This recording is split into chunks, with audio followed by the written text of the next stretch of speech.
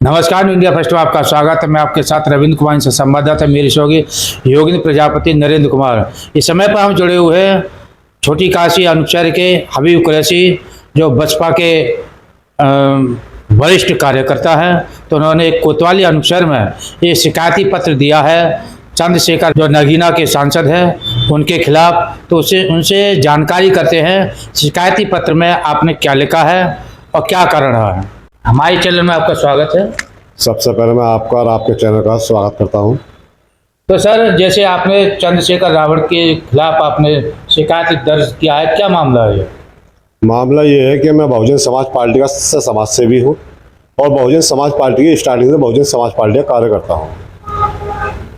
ऐसा हुआ था कि 24 तारीख की शाम को 7 बजे रोहिणी घाबरी एक लाइव वीडियो पर आती हैं फेसबुक पर, और आनकर उससे पहले उन्होंने कुछ टाइम पहले ही एक वॉइस रिकॉर्डिंग डाली जिसमें चंद्रशेखर आजाद से बात करना दिखाया गया। और उसमें जो बात की गई है वो बहन जी के खिलाफ इतनी अपमानित बातें, इतने अपमानित शब्द किए गए हैं कि जो मैं मुंह से बता भी नहीं सकता। साक्ष्य के रूप में मैंने थाने में दे दिए गए हैं। वो वीडियो वायरल भी है, सभी देख सकते हैं, मगर मैं अपने मुंह से अपनी लीडर के लिए उन शब्दों का इस्तेमाल नहीं करना चाहूँगा। तो जो चंद्रशेखर रावण के हकीकत में वीडियो है या एआई की बनी हुई है? नहीं, देखिए, मैं कल सीओ साहब और अपने थाना प्रभारी महोदय से मिला। उनको मैंने तहरीर लिखत दी और देने के बाद में उन्होंने जो डॉक्यूमेंट्स मुझसे मांगे, स्क्रीनशॉट वगैरह और जो दोनों वीडियो मांगी, वो मैंने पेन ड्राइव में करा के दे दी गई हैं। अब ये जांच का विषय होता है। अब जांच में उन्होंने बताया कि ये अमेरिका जाएगी जहाँ से फेसबुक कंपनी है, और वहाँ से इसकी जो पुष्टि होकर आएगी कि क्या सही है क्या गलत है। अगर ये सही है तो चंद्रशेखर के खिलाफ मुकदमा लिखा जाएगा, और गलत अगर उसने एआई द्वारा करी है तो इन्होंने अपनी लड़ाई में बहन जी को अपमानित किया है। हम फिर घाबरी के खिलाफ भी मुकदमे लड़ाएंगे। तो जैसे आपने चंद्रशेखर और मायावती के बीच में कुछ खाई खुदी हुई है, जो बसपा की जो वोट बैंक जो मानी जाती है वो जाटव मानी जाती है। तो जाटव जो वोट बैंक है, चंद्रशेखर रावण की तरफ है या बहन जी मायावती जी की तरफ है? देखो, ये मीडिया का रोल रहा है शुरू से बसपा के खिलाफ। ये आप भी जानते हैं। अभी 9 तारीख का आपने देखा होगा, 9 अक्टूबर को साहब काशीराम जी का परिनिर्वाण दिवस था। बहन जी ने सिर्फ 2.5-3 लाख की एक भीड़ बुलाना चाहा था, जिसमें 25 लाख से ज़्यादा भीड़ थी। तो आप ये तो समझे ना कि दलित समाज समझ रहा है और ये भी समझ रहा है कि कौन सी पार्टी बनी है और कौन सी पार्टी बनवाई गई है। तो ये निर्णय ले लेगा दलित समाज खुद। और फिर सबसे मेन चीज़ है कि बहन जी ने 1956 में जब बाबा साहब खत्म हुए तो उनके बाद में उनके नाम के साथ साथ महापुरुषों के नाम भी दबा दिए गए थे। उन्हीं नामों को जिंदा करने के लिए साहब काशीराम आए, बहन जी आई, और इन्होंने संघर्ष किया। और संघर्ष करने के बाद में आज दुनिया उनके नामों को जानती है कि कौन दलित समाज के महापुरुष थे।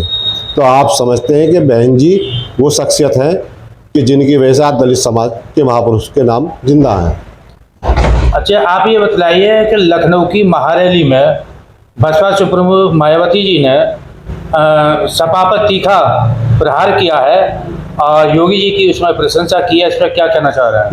यही चीज़ देखने की होती है। मीडिया इन दो शब्दों को दिखा रही है।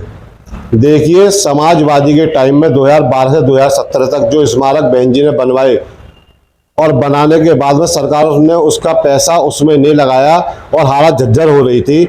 और यहाँ तक कि उसे लिखा भी समाजवादी सरकार को कि आप इसमें काम कराएं, इसका पैसा इसमें लगाएं स्मारकों में, इनकी हालत झज्जर हो रही है। तो उन्होंने नहीं कराया। और योगी जी की जब सरकार आई तो योगी जी को जब लेटर लिख के भेजा तो स्मारक का पैसा स्मारक में लगने लगा। तो इस बात का उन्होंने बहन जी ने जो आभार व्यक्त किया था, और जो लोग ये उड़ा रहे हैं वो उससे पहले आभार दे चुके हैं और 20-20 बार दे चुके हैं। उनके वालिद साहब जैसे जो है, यहाँ तक कि जीतने का दूसरी बार सरकार बनाने का आश्वासन तक दे चुके हैं। बात बहन जी भी न रखी जाए। तो 2027 में जो आ रहा है, उत्तर प्रदेश में चुनाव होने जा रहे हैं, तो बसपा जो सरकार है क्या बीजेपी से गठबंधन बनाएगी या स्वयं लड़ेगी? देखो, बहुजन समाज पार्टी अकेली पार्टी लड़ती है। पहले भी आपने देखा होगा, 22 में भी बहन जी ने कोई गठबंधन नहीं किया है। 19 में गठबंधन किया, नुकसान हुआ। दलित समाज बहन जी के आदेश पर चारों तरफ वोट देना चला गया, मगर जो यादव समाज था उसने कहीं वोट नहीं दिया। अच्छा, अखिलेश यादव जी, सपा के जो मुखिया है अखिलेश यादव जी, मायावती जी को इनवाइट करते हैं महागठबंधन में, तो मायावती जी क्या करेंगे? नहीं देखो, पहले क्या बेइज्जती करी है उन्होंने। राम गोपाल यादव जी ने सभा कहा था कि अगर हम पार्टी तोड़ देंगे, गठबंधन तोड़ देंगे, इंडिया गठबंधन, अगर बहन जी को लिया गया तो। लालू प्रसाद यादव जी ने बिहार से बैठे कहा था कि मायावती को नहीं लेना है। तो ये गलत है ना। अब क्यों, हम तो बिल्कुल नहीं किसी के साथ चाहते, हमारा समाज साथ है। 2027 में महागठबंधन में नहीं, क्यों करें हम गठबंधन, हमारा तो कोई अपना इरादा है ही नहीं, क्योंकि दलित समाज इतना मजबूत है और दलित समाज के साथ में मुस्लिम समाज है और जो भाईचारे में यकीन रखने वाले लोग हैं वो साथ हैं। क्योंकि 2007 का शासनकाल सभी को, पूरे देश को याद है आज के टाइम में, कि कोई एक हिंदू मुस्लिम दंगा नहीं हुआ, भाईचारा बना हुआ था, नौकरी भी मिल रही थी, सारा कुछ सही सिस्टम चल रहा था। अच्छा, दलित समाज चंद्रशेखर रावण के लिए समर्थन करेगा या बहन जी मायावती जी की तरफ? जो समाज के लिए कुछ करता है, समाज भी उसी के लिए समर्थन करता है। बहन जी ने जो कर दिया है, कुछ अभी बहुत कई बार जन्म लेना पड़ेगा जब कोई कुछ कर पाएगा। नहीं, चंद्रशेखर रावण तो अपना वायदा करते हैं कि जो दलित समाज वायदा अगर मैं यहाँ खड़ा होकर करने लगूंगा, सब मुसलमान मुझे मिल रहा है, मैं सरकार बनाने जा रहा हूँ, तो ये बेकार की बात है। तो कहीं दलित समाज का कहीं शोषण होता है तो मायावती जी नहीं पहुंच पाती है जहां चंद्रशेखर रावण पहुंचते हैं। देखो, चंद्रशेखर रावण जी जहां भी गए हुड़दंगा काटा है और वहां के युवाओं को जेल का भिजवाने का काम किया है। उसके बाद पलट कर नहीं देखा। हजारों युवा जेलों के अंदर आज भी हैं, उनके परिवार थाने तहसील कचहरी के चक्कर लगा रहे हैं। बहन जी का जो एक ट्वीट है ना, वो एक ट्वीट ही सब कुछ हिला देता है। जब मेरा एक आपसे आखिरी सवाल ये रहेगा कि 2027 में मायावती जी बसपा से किन मुद्दों पर चुनाव लड़ने जा रही हैं? देखो, हमारा मैनिफेस्टो जारी नहीं हुआ करता, बहन जी ने कभी मैनिफेस्टो जारी नहीं किया कि हम क्या करेंगे क्या नहीं करेंगे। हम करके दिखलाने में विश्वास रखते हैं। बहन जी ने करके दिखलाया, शासन चला के दिखलाया। 2007 का शासन आपको याद होगा, कोई कमी हो रही हो तो वो बता दो। तो इसलिए मैनिफेस्टो की तो हमसे बात ही ना करी जा, हम कोई मैनिफेस्टो नहीं, करके दिखाएंगे। और करके पीछे दिखाया है। शासन का राज रहा है, अधिकारी टाइम से बैठा है, भ्रष्टाचार खत्म था, नौकरियां टाइम पे मिल रही थी। आज ओवर एज वो बच्चे हो रहे हैं, कोई नौकरियां नहीं है, कुछ नहीं है, सिर्फ 5 किलो अनाज लेते रहो और लाइन में लगे रहो और धर्म बचाते रहो। अच्छा, आपकी क्या मंशा है कि बहन जी अगर मुख्यमंत्री के रूप में यूपी में आती हैं तो आप क्या मांग रखेंगे बुलंदशहर की तरफ? क्या बुलंदशहर में क्या विकास होना चाहिए? नहीं देखो, विकास तो बहन जी तो विकास ये लगा लीजिए कि वो विकास तो उनका रग रग में है। बहन जी ने नखलऊ को नखलऊ बना दिया, नहीं, बुलंदशहर को क्या, नोएडा को नोएडा बना दिया। बुलंदशहर को किस नज़र से देखना चाहते हैं जबकि बुलंदशहर और बुलंदशहर की सीमा लगी हुई है?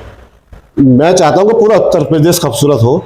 स्मार्ट सिटी जो बनने की बात चल रही थी पिछली सरकार की, वो स्मार्ट सिटी बहन जी के शासन में आए और शासन का वही राज हो जो अधिकारी भी सुने, कोई कमजोर गरीब की हो और पीड़ित की हो, एक बात सुनी जाए, वो सारी चीज़ें होनी चाहिए।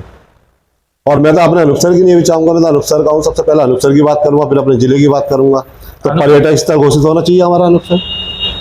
अच्छा, कई सरकारों ने अनूपसर को पर्यटन स्थल घोषित करने का विचार बनाया, क्या अनूपसर को पर्यटन स्थल घोषित करेंगे? वो अभी तक नहीं हो पाया। ये उन सरकारों की खामियां रही हैं। मैं अपनी सरकार से उम्मीद करता हूँ, अभी नहीं बसपा सरकार में भी नहीं हो पाया। बसपा सरकार में किसने करी थी घोषणा, ये बताओ? घोषणा नहीं, 2 बार यहाँ पर विधायक रह चुके हैं गजेंद्र सिंह। हाँ बिल्कुल रह चुके हैं। गजेंद्र सिंह जो स्टेडियम लाए थे यहाँ के लिए, जो नगर पालिका ने जगह नहीं दी थी। बस स्टैंड लाए थे बसपा की सरकार में, नगर पालिका ने जगह नहीं दी थी। और ये जितना भी तुम्हारा रोड बना था, पत्थर लगा था गंगा जी के सहारे, ये टोटल उनकी देन थी। पर्यटन स्थल के लिए कह रहा हूँ। पर्यटक स्थल पे कोई अगर घोषणा करी हो उस टाइम पे तो मुझे बताओ। घोषणा नहीं, मैं ये बात, विधायक जी ने क्यों प्रस्ताव नहीं रखा इसका पर्यटन? ये तो विधायक जी बताएंगे।